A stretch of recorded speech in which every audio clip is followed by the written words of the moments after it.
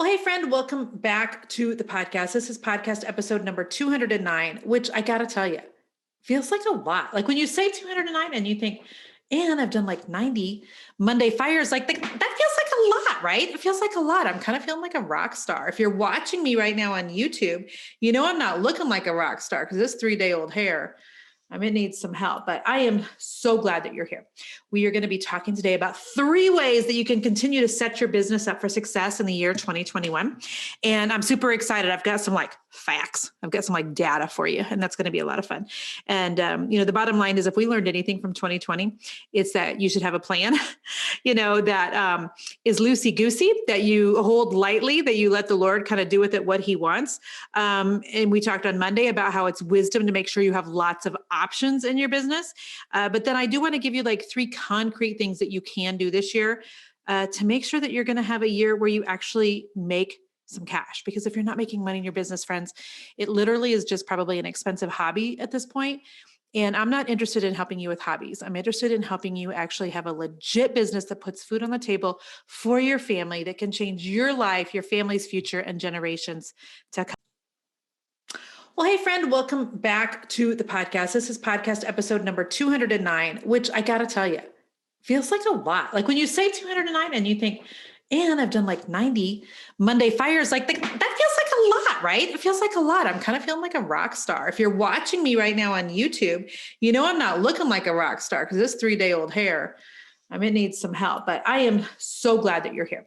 We are going to be talking today about 3 ways that you can continue to set your business up for success in the year 2021. And I'm super excited. I've got some facts. I've got some data for you, and that's going to be a lot of fun. And, the bottom line is if we learned anything from 2020, it's that you should have a plan, that is loosey-goosey, that you hold lightly, that you let the Lord kind of do with it what he wants.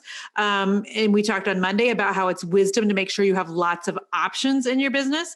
But then I do want to give you 3 concrete things that you can do this year to make sure that you're going to have a year where you actually make some cash. Because if you're not making money in your business, friends, it literally is just probably an expensive hobby at this point. And I'm not interested in helping you with hobbies. I'm interested in helping you actually have a legit business that puts food on the table for your family, that can change your life, your family's future, and generations to come. So stay tuned. First, I'm going to read just a really quick review that was on Apple, iTunes, wherever people leave reviews. I wish they'd quit changing the names on me. I'm old and just leave the names alone. But anywhere. Here's what this said in the review. This is from B to H, and she said, if you're a female entrepreneur, this is your podcast. Jennifer is refreshingly authentic and full of knowledge about running a business. She presents the ups and downs, gets real with you, and always gives you action steps to motivate you to make the progress you need. Thank you for that. This is not a podcast filled with fluff. At the end of the day, Jennifer wants you to succeed. So thank you so much, B to H. That is exactly the truth. I don't you can go get fluff in a lot of places. I have zero interest in giving you fluff. I really want to give you the meat and potatoes. It's going to move the needle in your business. So Beta, I just want you to know that whatever it is that you do, I just pray a blessing over you and your business in Jesus' name. I pray that you would know just how thrilled with you God is. And I pray that you know that your favor it's big and it's wide and your influence is wide. And I just bless you in all that God has for you in Jesus' name. Okay, so let's talk about the 3 things that you can be doing to set up your business for success this year. Okay. So I gotta start by reading some stats. You guys, this is crazy pants. This is absolutely crazy. Here's what I was reading on Digital Commerce 360. Okay. Are you ready for this? Last year in 2020, consumers spent $861 billion with a B dollars online. 861 billion with a B. That was the highest year, of course, in the last 2 decades. And of course it was. Here's what's really wild. Of that $861 billion, a third of that was Amazon. Oh my gosh. I don't even know what to do with that information. I want to ask Siri. Siri, what is 1/3 of 861 billion? It's a lot. It's a whole lot. And so when I look at those numbers, I'm like, Lord, have mercy. There is just so much opportunity in the online space because people are staying home. They're still staying home, you guys. I don't care where you land on whether the world should be open or whether it should be closed. I don't care whether you land when it comes to vaccination. I don't care where you land on politics. The truth of the matter is there is a huge portion of this country.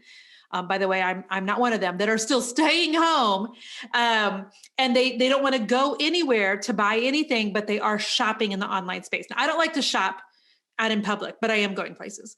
I love to shop online simply because I'm an introvert and I would rather be home. And so if you are still thinking to yourself, oh, I don't know, maybe the world's starting to open back up, I shouldn't get online. Wrong, wrong. Half of the country is still not wanting to go out, not comfortable going out. There is still a lot of the country that is shut down, a lot of brick and mortars that are still not able to be open or open at capacity or open the normal hours.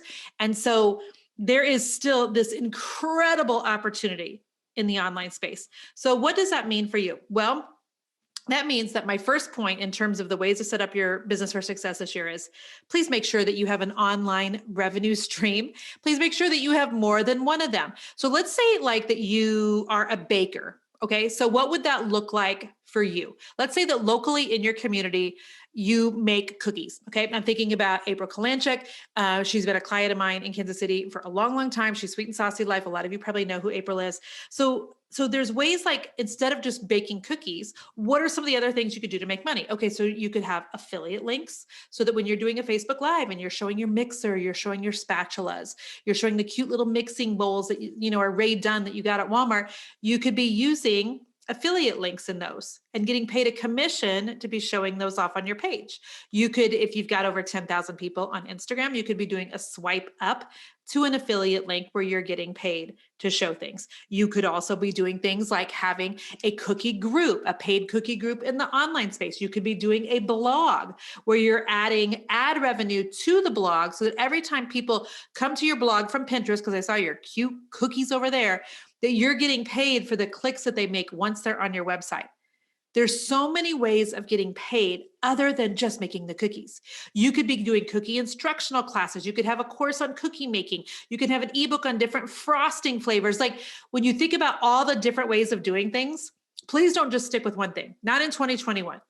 I mean, all of us got 2020'd, right? We all learned a lesson. We all learned not to have all of our eggs in one basket. We all learned to pivot, pivot, pivot. Please make sure you're pivoting to where you have some options in the online space because there's so many options. So that was just one idea in terms of like a baker. So point number one is make sure you have multiple revenue streams for your business. Let's say that you have been a gym owner. By the way, I'm going to give you one other example. And 2020 was brutal to you and you were literally not able to get people actually physically into your gym. So what could you be doing online? Okay, so you could sign up with a network marketing company, maybe somebody whose supplements you already use, maybe somebody whose products you already use, and you could be promoting some of their products. You don't have to stock it, and then you're getting paid for it. You could be doing your some of your training classes from home. You could set up a paid Facebook group for fitness. You could have a fitness for people over 50 type of course. It's a 4-week course online that people would do. You could be doing just one-on-one like fitness consultations for people online using something like Zoom, which is what you're seeing me on right now if you're watching this on YouTube. So Zoom is what a lot of people use to do that one-on-one consulting. You could be getting affiliate income if you're showing your yoga mat, the weights that you're using, the Peloton bike. What else do I want to say? Any of the workout clothes. Like there's a lot of different ways you can get paid other than just when that gym is open. I hope that those are two really good examples for you. So make sure you're creating multiple revenue streams for yourself online. That's point number one. Point number two, if you want your business to succeed this year, you're going to need to hire help. You're gonna need to hire help, especially if you're trying to add in some different revenue streams that you've ever done before. For a lot of you, that's gonna require that maybe somebody makes a landing page for you. Maybe somebody needs to make a website for you. If you are a creative person like me, the idea of creating a website, like it instantly makes you wanna break out in hives. And I get it, like the same for me, even though my degree is in computer-based information systems, it's old as dirt. And the idea of like making a landing page makes me just get all hivey. So you don't have to have a team of people, But you can hire people. You can hire a VA. You could hire somebody off of Fiverr.com. That's Fiverr.com. But one of the reasons that you feel like a hamster on the wheel a lot of times is because you're refusing to give up any of the things that God actually didn't wire you for, and you're no good at anyway. And sometimes what I see entrepreneurs doing is saying, but I'm going to save the money and I'm going to make this landing page. I'm going to make this website my darn self. And they end up stretching it out over the course of 6 months because they don't know what they're doing. Things aren't working right. They're getting errors. They're getting frustrated, but by gosh, they're going to do it to save that $1,000. And by the time 6 months has gone through, think of all the money that they left on the table that entire time because they refused to hire help. And so there's some things that you're going to need to look at in your business and go, is this the best use of my time? Can I actually even do this? Is this a requirement in order for me to move forward and make any progress? Because if it is, hire some help. I did an entire podcast on making your first hire, which I'm going to link in the show notes if you want to do that. Business growth in 2020 is going to require that you take advantage of the window of opportunity that's in front of us, but that you don't think that you have to do it all yourself. If you think that you can and should do everything in your business yourself, you're thinking so small, because God did not wire you to do the books and to do the posting and to do the painting and to do the Facebook lives and to do, the social media piece of it and to answer all the DMs and to make the landing page and to send the emails and to do the like, you're not wired for all of it. If you would stop looking at all the things that are required in order to grow a business and think that you have to do all of them, it would actually help make your growth so much more of a potential. I like to use the example of Joanna Gaines. When you look at Joanna Gaines, do you actually think Joanna is the one sitting down at the computer for every episode of Fixer Upper, ordering the sofas and ordering the rugs? I mean, heck to the no. I mean, Joanna hasn't told me that, but that's what I'm guessing. I know her. I don't know her well enough. I don't have her phone number to text her, but to take my word for it, Joanna Gaines is not the one who is in the back of her bakery making the donuts and the muffins. She's not. She's got help. Why? Because it's wisdom. If you look at Proverbs 31, in the Bible, it literally said that the Proverbs 31 woman had help from maidens. That's plural. There was an S on the end of it. She didn't have help from just one person. She had help in multiple different places. If you want to see growth in your business in 2021, get the help in the places that you most need it. When you focus on only the things that you can do and you hire out the rest of it, you're going to get to where you're going so much faster with so much less frustration and in such a more efficient manner. So number 2 is hiring help. Number 3, if you're trying to grow your business in 2021, third thing you can do, be open to the idea that there may be a better way of doing business. You know what? It's interesting. The online space changes quickly, just like the world changes quickly. Think of how it seems like forever ago, right? I'm launching this podcast in March. When you think about last March is when the world kind of changed. It's when the pandemic hit. It's when all the schools got shut down. Like, look at how fast the world changed and how schools had to adapt quickly. Education had to adapt quickly. Different businesses adapted really quickly. You need to be willing to adapt quickly also. Did you know that the Bible actually talks about how we're supposed to be nimble like oh man, what does it say? Is it a jackal? Why am I literally, I'm feeling like I'm having this moment of, what is it called? What is the animal called? What is it called? Gazelle. Thank you, Jesus. You're supposed to be nimble like a gazelle, able to shift. For just 1 second, I was stuck in a zoo. I'm literally going through the Rolodex in my mind of all the animals and going, it's not that, it's not that, it's not that. You're supposed to be nimble like a gazelle, willing to shift and pivot as the times do. And sometimes, especially when you become somebody that's in my age group, maybe you don't want to shift. Maybe you like the way that you've always done things. Maybe you hate it that there's all these new different ways of doing things, like challenges now, instead of just the regular old way people used to launch things. Maybe you hate it that now Clubhouse is a thing and you still haven't figured out TikTok. And I want you to know I get it. But as an entrepreneur, we have to be open to the idea that there could be some different and yes, better ways of doing things and not get so stuck in the old way that we miss the opportunity of some new ways. One of the ways that I can tell when an entrepreneur is going to be really successful when they're in business is when they are open to trying new things and they have a very teachable spirit. I pray that I never get so big for my britches that I think that I can't learn new things and learn them from people who are further ahead than me.